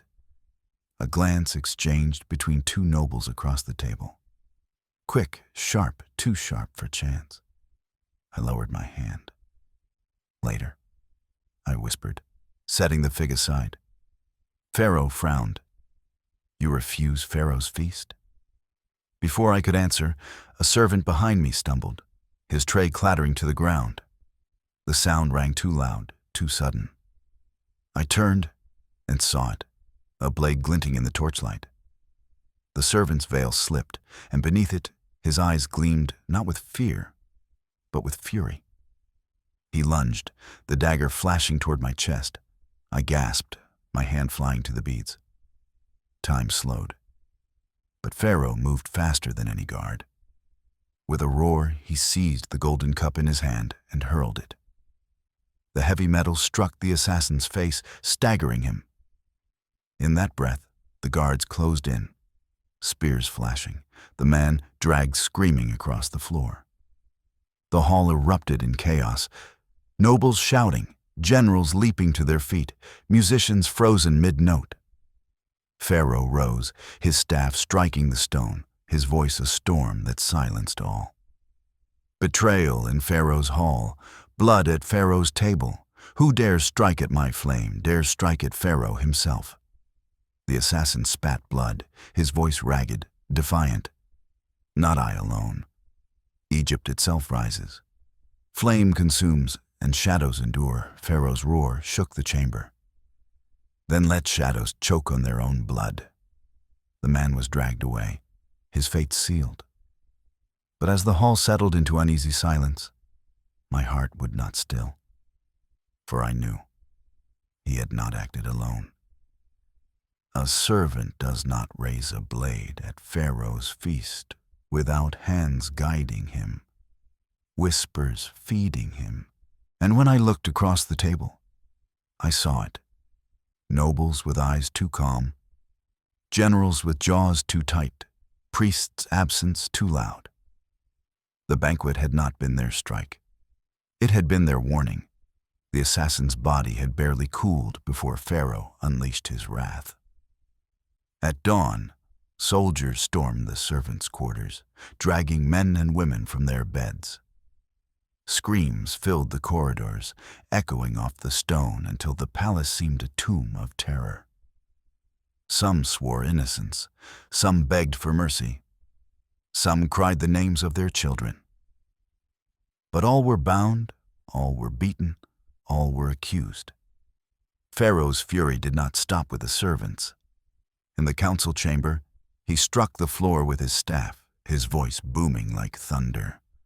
No more whispers, no more masks. Egypt will be cleansed. Every traitor will be dragged into the light, and Pharaoh will cut out their shadows himself.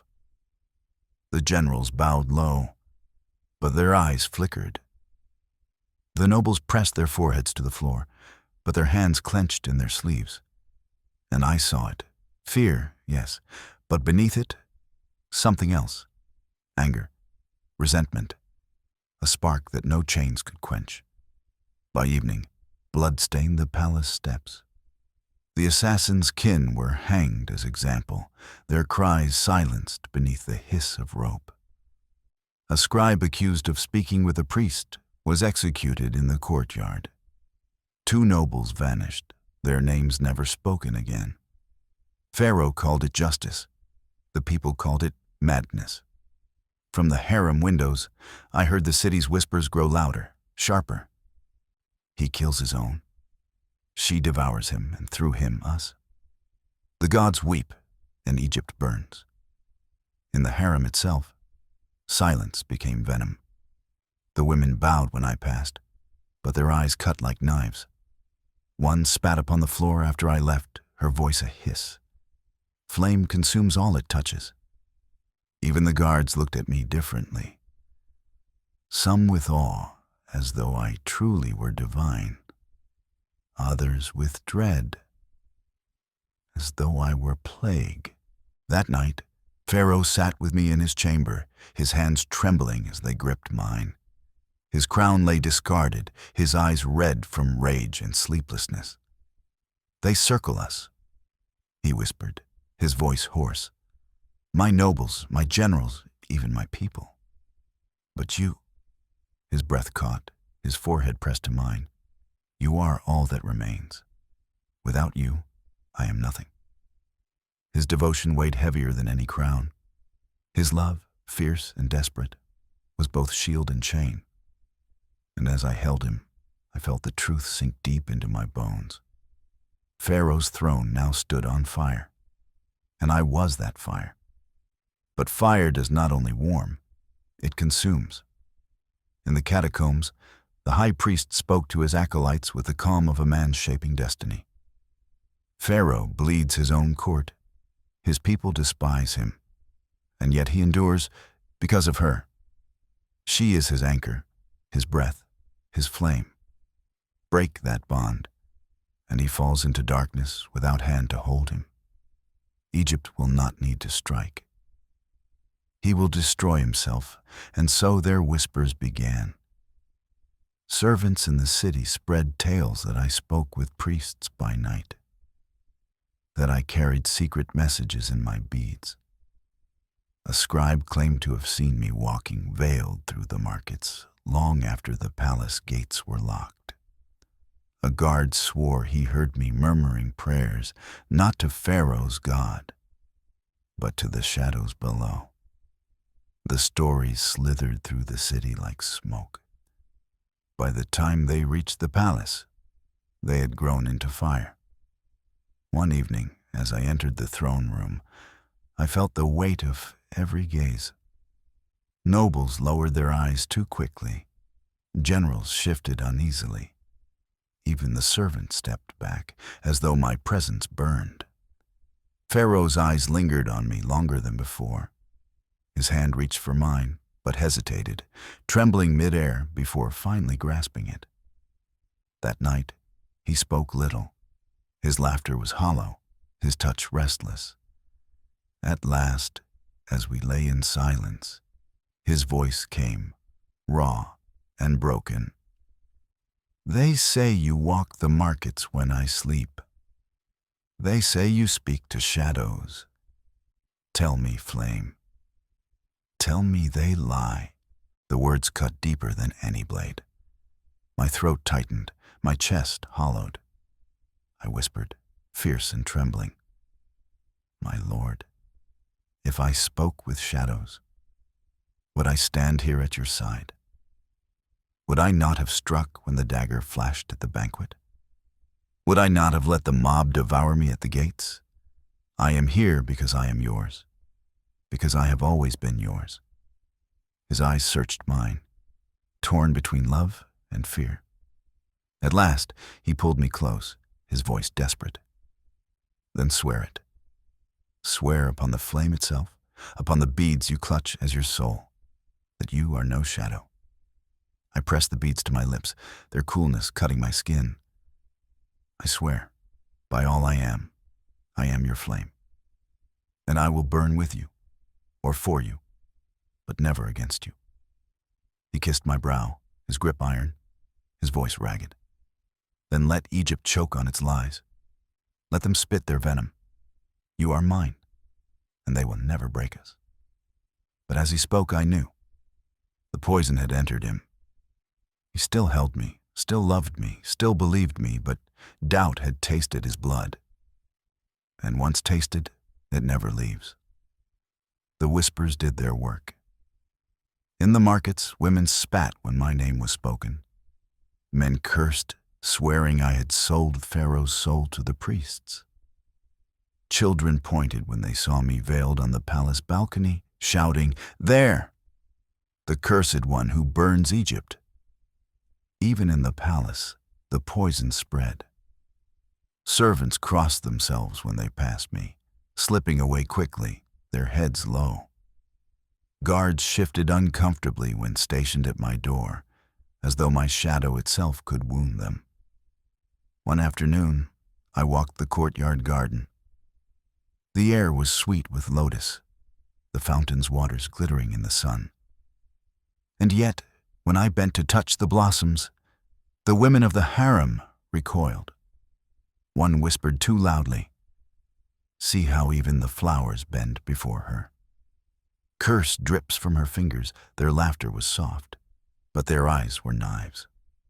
In the council chamber, the nobles grew bolder. One, his voice oily with false humility, bowed before Pharaoh and said, "My lord, shadows move in silence. Perhaps they wear the mask of light.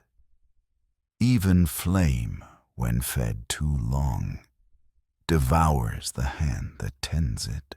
Pharaoh's staff struck the floor. "Silence. She is mine.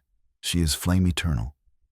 But though his voice thundered, his eyes flickered, only for a breath. But I saw it, the seed of doubt, watered by whispers, pushing upward through the cracks. That night, when I returned to my chamber, I found another scrap of papyrus upon my bed, the same unseen hand as before. 3 words again, scrawled hastily. "Trust no one." My hand shook as I held it. The torches flickered, shadows stretched along the walls like claws. I pressed the beads to my throat, whispering into the silence, "I am flame. I am flame." But a flame alone cannot endure. It flickers, it weakens. It dies for the first time since I entered the palace. I felt truly alone. Not hated, not feared. Alone. And far beneath, in the catacombs, the high priest smiled into the dark, his voice a whisper carried by the stone. Soon she will see. Even Pharaoh's love cannot shield her. Even flame cannot burn without air. And when she falls, he will crumble with her. The day came when Pharaoh was called to the temple square. The generals insisted it was necessary, an appearance to calm the people, to remind them that the throne still stood unshaken. The nobles pressed for it, whispering that silence would only embolden unrest. Even the priests, lurking in shadows, had left tokens in the streets, broken idols, painted with words of defiance. So Pharaoh went, and I went with him. The square was thick with bodies, a sea of eyes burning hotter than the torches that lined the walls. The crowd's murmur swelled into a roar as we appeared upon the balcony. "Pharaoh," they cried, though some voices cracked with anger, not reverence. And beneath it, another chant pulsed, rising like a drumbeat. "Flame consumes, flame consumes." Pharaoh raised his staff, his voice thunderous. "Egypt endures. Pharaoh endures. You call for gods who cower in shadows, yet I stand in light." The roar fractured, some cheering, others spitting curses. And then a voice cut clear above the noise. "She stands beside you, Pharaoh. She is the curse. Cast her out, and Egypt will bow again." The crowd surged, their chant twisting. "Cast her out! Cast her out!" I felt their eyes pierce me, hotter than the sun, sharper than any blade. My breath caught, my hand instinctively clutching the beads at my throat. I turned to Pharaoh, waiting for his thunder, his defense. But he hesitated. For the first time, his staff did not strike. His gaze slid away, his jaw clenched. When at last he spoke, his voice was hard, but distant. Pharaoh stands above shadow. Pharaoh needs no shield but his throne. The word struck harder than any stone. He did not name me. He did not call me flame. He let me stand, silent and alone, before a sea of hate. The crowd howled, some in triumph, others in confusion. But the message was clear. Pharaoh's shield for me had cracked. That night, when we returned to the palace, Pharaoh spoke nothing. He did not meet my gaze, did not take my hand. He walked ahead, his crown heavy, his silence heavier still. And in the catacombs, the high priest's laughter rang against the stone. At last, the bond phrase. The throne weakens, and soon, flame and crown will fall together. I sat alone in my chamber, the beads cold as ash, my voice breaking in a whisper. I am still his flame, but he dares not say it. And without his voice, what am I to Egypt but curse? Word of Pharaoh's silence spread faster than fire in dry reeds. By dawn, the harem was alive with whispers. Women who once bit their tongues now let their venom flow freely, their laughter sharp as broken glass. Did you hear? Pharaoh no longer calls her his flame. He did not speak her name before the people. At last the curse begins to crack. Their eyes followed me as I walked among them. Some smirked openly, others lowered their gazes with feigned respect. But I felt the triumph in their silence. They smelled weakness, and weakness in the harem was blood in the water. In the council chamber, the nobles were bolder still. Cloaked in their silks, they bowed low before Pharaoh, but their words dripped with poison. My lord, Egypt saw your wisdom yesterday. To stand alone, unbound by any shadow, this is the strength of Pharaoh. Indeed, another said, his smile thin. It was long feared that influences clouded your throne. But now Egypt sees Pharaoh's clarity. Their flattery was daggers. They praised not him, but his distance from me. Pharaoh thundered against them, insisting I remained untouched by shadow. Yet the defense rang hollow. His hesitation had been seen, his silence heard. No roar could erase the memory of that single moment. The generals too murmured among themselves. I caught fragments as I passed their ranks. If she no longer holds Pharaoh's heart, then why should we fear her? Her curse wanes.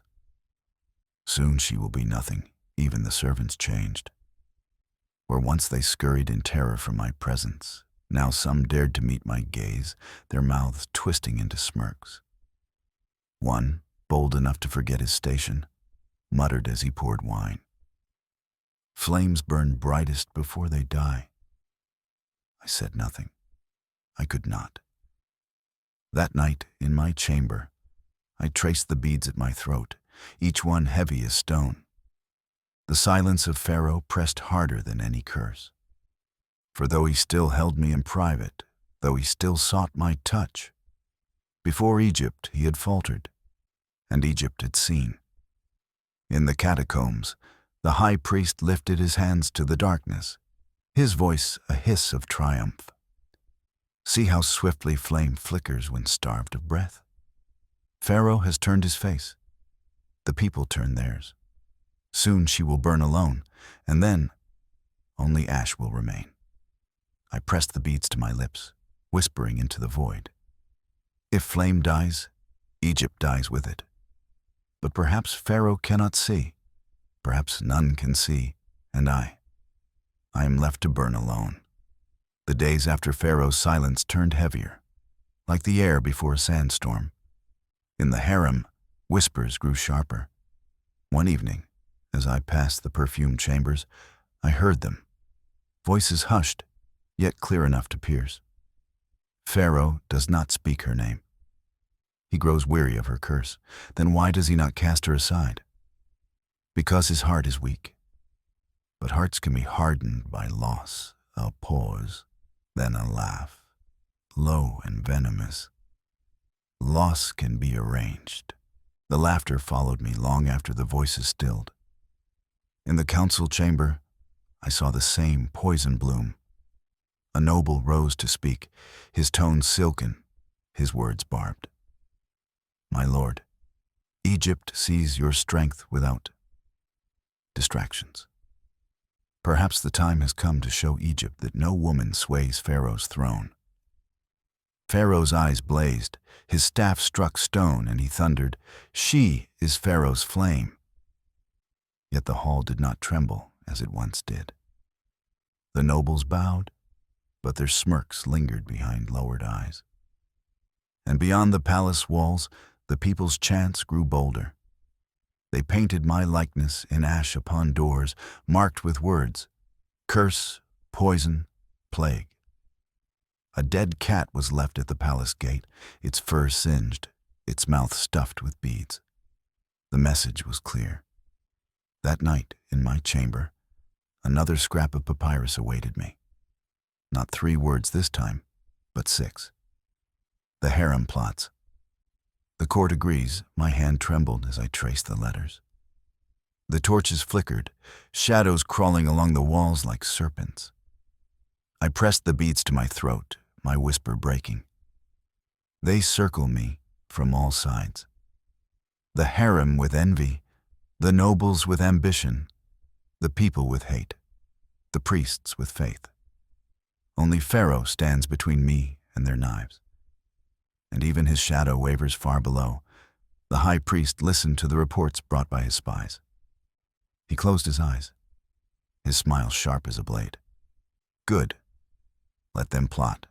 Let them strike. Flame dies not by shadow alone, but by those who once basked in her light. When they move against her, Pharaoh will break. And when Pharaoh breaks, Egypt will return to us. It was a night heavy with jasmine, the air too sweet, almost choking. The harem glittered with music and laughter, but beneath it all ran a current sharp as knives. I had grown used to their whispers, their glances, their venom. But that night, the silence was different, measured, waiting. As I reclined upon my cushions, a slave approached with a silver tray, her veil trembling, her hands shaking as she set it before me. A bowl of milk, thick with honey and almonds. My favorite. Too perfect. The women's eyes followed as I reached for it. Their laughter hushed, their smiles sharpened. The beads at my throat burned cold. I lifted the bowl, the scent cloying, the sweetness heavy in my nose. And then I saw it. A shadow of powder clinging to the rim. Faint, but there. Bitter, not sweet. I set the bowl aside. Later, I murmured. A hiss of disappointment rippled through the chamber. One woman, bold with envy, leaned forward, her voice too smooth. Why refuse, sister? Pharaoh himself sent it. Will you shame him with your suspicion? Her words pricked the air, daring me. I met her gaze, my voice steady. Pharaoh's flame does not drink poison, and shame belongs not to me, but to the hands that prepared it. The chamber froze. The slave fell to her knees, sobbing, swearing innocence. But before she could finish, another woman rose, her veil slipping back, her eyes alight with fury. Enough of this curse. You poisoned Pharaoh's throne, and now you accuse us? You should burn, not reign. Her cry sparked the others. Voices rose, sharp and vicious. Cushions were hurled, veils torn, nails flashing like claws. The harem became a storm of silk and hate, their fury breaking like waves against me. Guards burst in at the sound, seizing women, dragging them back. The poisoned bowl was shattered on the floor, milk and honey spreading like blood across the tiles. Pharaoh himself stormed in, his staff in hand, his eyes wild. He saw me standing amidst the chaos, silk torn, beads burning at my throat, the women cowering before him. His roar shook the chamber, Who dares strike at my flame? Who dares poison Pharaoh's house? The women fell silent, their veils lowered, their hands trembling. But I saw it in their eyes. No fear, no shame, only hatred, sharpened now by Pharaoh's wrath. That night, the guilty were taken. Some vanished into the dungeons, others left no trace at all. Yet I knew this was not victory. It was warning. For hatred once loosed does not fade. It festers. It waits. And the harem would not forget that Pharaoh chose me above them all. I pressed the beads to my lips in the silence of my chamber, whispering, "Even here, in Pharaoh's innermost house, I am hunted. Fire burns, but fire alone cannot fight 1,000 knives." And far below, the high priest smiled in his darkness. Good. Let the women strike. Let the nobles plot. Every hand raised against her brings Pharaoh closer to ruin. Flame cannot stand when every corner conspires to smother it. The moon lingers over the silent palace, its silver light resting on marble floors where secrets have slept for centuries. The echoes of tonight's story fade softly, like incense curling through the air. If you've been walking with me through these hidden chambers of history, thank you. Tell me, where in the world are you listening from tonight? And before you drift away, remember, the past still breathes beneath the veils of time. Until we meet again in the next chapter. Sleep well, traveler of stories.